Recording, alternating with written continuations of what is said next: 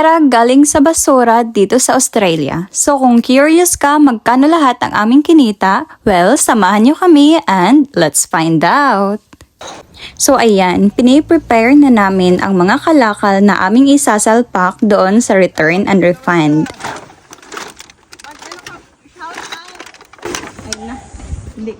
Minikos-mekos kasi pagsalpak. So manood muna kayo ng commercial break. Sige guys, kaya nyo yan. Pabayaan nyo lang ang isa dyan. Ang ingay kasi. Salpakan na!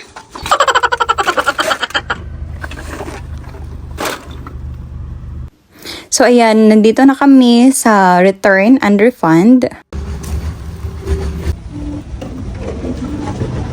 Ala, bumalik! O diba, akala mo ang galing-galing? Nagpabida-bida lang talaga yan. Parang kanina pang pasaway na yan, sumasakit na ang ulo ko. So kung parating pa lang kayo dito sa Australia or bago pa kayo dito, kung meron kayong mga empty bottle ng water, can or anything, 10 cents ang palitan yan. O diba, asa ka pa, sa 10 bote, meron ka ng $1. So ang ginagawa ko sometimes is, nangunguha ko sa mga train station or kung may makita akong bote, sinisave ko, iniipon ko para, you know, pagkakakitaan. Dahil sa 10 empty bottle lang, meron ka ng $1. O diba, sobrang laking tulong na din yan. Ang tsara ng aking videographer, may pa-angle-angle pang nalalaman.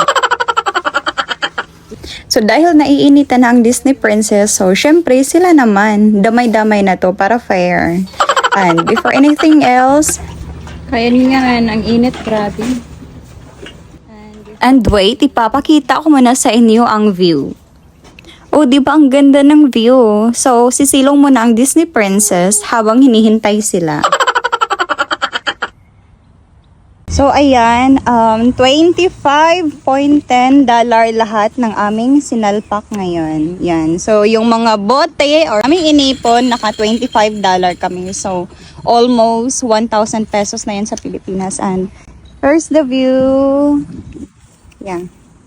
Yan lang. So meron pa pala, $25, $3, and ay, nasa na ito? And ito, 11, and 25, diba? So yun lahat and kayo na bahala mag-convert. Bye!